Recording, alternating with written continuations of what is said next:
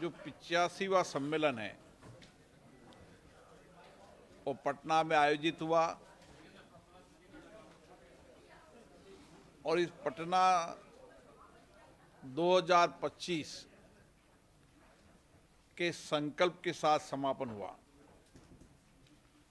2 दिन तक पीठासीन अधिकारियों के चिंतन, चर्चा, संवाद, अनुभव को साझा किया और उसमें 5 संकल्प पारित किए जो पटना 2025 के संकल्प होंगे,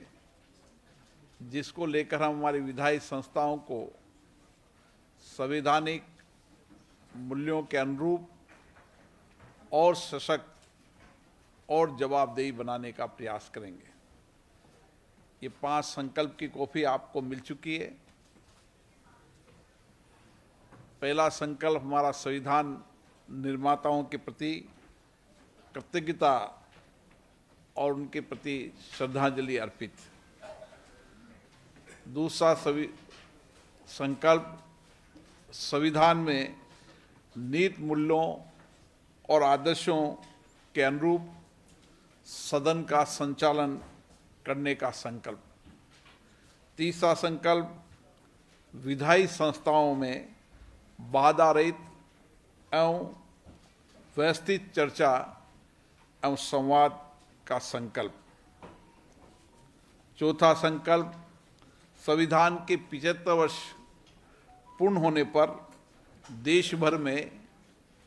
लोकतांत्रिक संस्थाएं,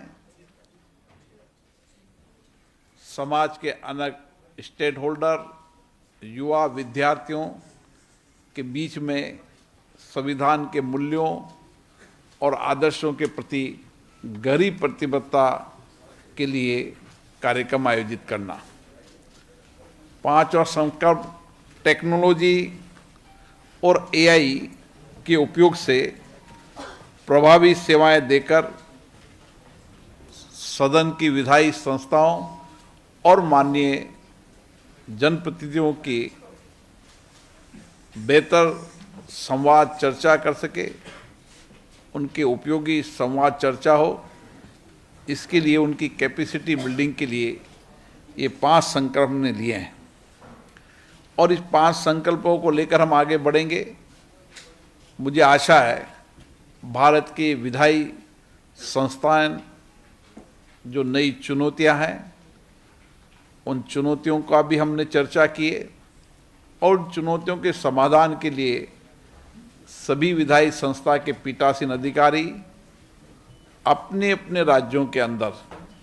राजनीतिक दलों से चर्चा कर सभी स्टेक होल्डरों से चर्चा कर इन विधायी संस्थाओं को हम किस तरीके से बेहतर, श्रेष्ठ चर्चा और संवाद का केंद्र बना सकें। सदनों में कानून पर व्यापक चर्चा हो, नीतियों और कार्यक्रम पर चर्चा हो और उसके साथ जनता की अपेक्षाएं, आकांक्षाएं और जनता के अभावों पर सभी जनप्रतिनिधि अपने सार्थक तरीके से विचार व्यक्त करें ताकि इन विधायी संस्थाओं को और प्रभावी बना सकें। इसी तरीके से पूरे वर्ष भर संविधान की 75वीं वर्षगांठ पर राज्य के पीठासीन अधिकारी अपने अपने यहाँ पर लोकतंत्र की जितनी संस्थाएं हैं, पंचायत, नगरीय सरकार, सहकारी संस्थाएं और विद्यार्थी, महिलाएं, एनजीओ, अन्य संस्थाओं को किस तरीके से हम देश के हर क्षेत्र में संविधान के प्रति लोगों की प्रतिबद्धता और गहरी हो, इसके लिए भी अभियान चलाने की कार्य योजना बनाएंगे। मैंने पूर्व में कहा कि हमारे विधानमंडलों की घटती संख्या हम सबके लिए चिंता का विषय है और पीठासीन अधिकारियों ने भी इस पर चिंता व्यक्त की है। हमारी प्रयास है कि विधायक और विधायक संस्थाएं सभी श्रेष्ठ आचरण करें। इसके लिए जो घंटे निर्धारित किए गए हैं उन घंटों पर व्यवधान रहित चर्चा हो और पूर्व में कई पीठासीन अधिकारी सम्मेलनों में कई निर्णय, फैसले, संकल्प हुए हैं, उनको आगे बढ़ाएं ताकि हम जो घटती संख्या है विधानसभाओं की उसको हम किस तरीके से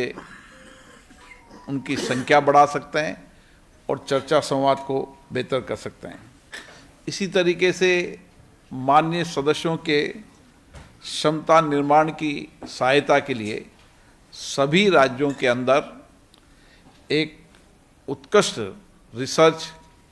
एवं रेफरेंस विंग होगी, जिसको टेक्निकल रूप से भी संसद सहयोग करेगी ताकि बेहतर रिसर्च और रेफरेंस से माननीय सदस्य पुरानी डिबेट, चर्चाओं को पढ़कर और किस तरीके से वर्तमान के अंदर कानून बनाते समय और चर्चा डिबेट के अंदर और बेहतर तरीके से बोल सकते हैं, इसके लिए रिसर्च और रेफरेंस का भी सभी विधानसभाओं में एक प्लेटफॉर्म उपलब्ध होगा। इसी के साथ हमारी जो संसद और विधान मंडल की जो संसदीय समितियां हैं उनको और प्रोडक्टिविटी बनाया जाए, उनको और उपयोगी बनाया जाए, उनको और जवाबदेह बनाया जाए, क्योंकि विधानमंडल हो चाहे संसद हो, सभी संसदीय समितियां मिनी पार्लियामेंट की तरह काम करती है,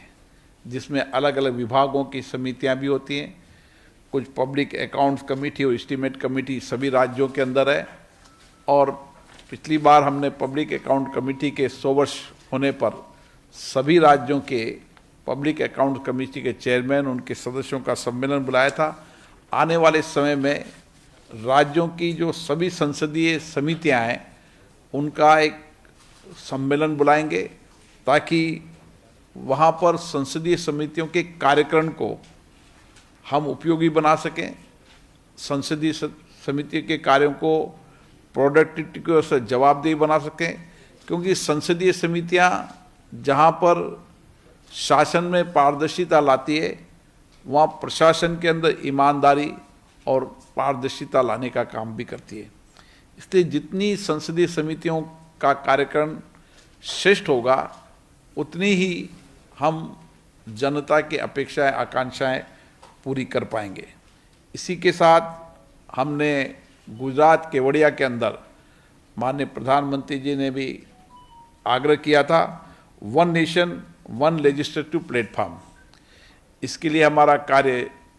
चालू है। हमारी कोशिश है कि 2025 तक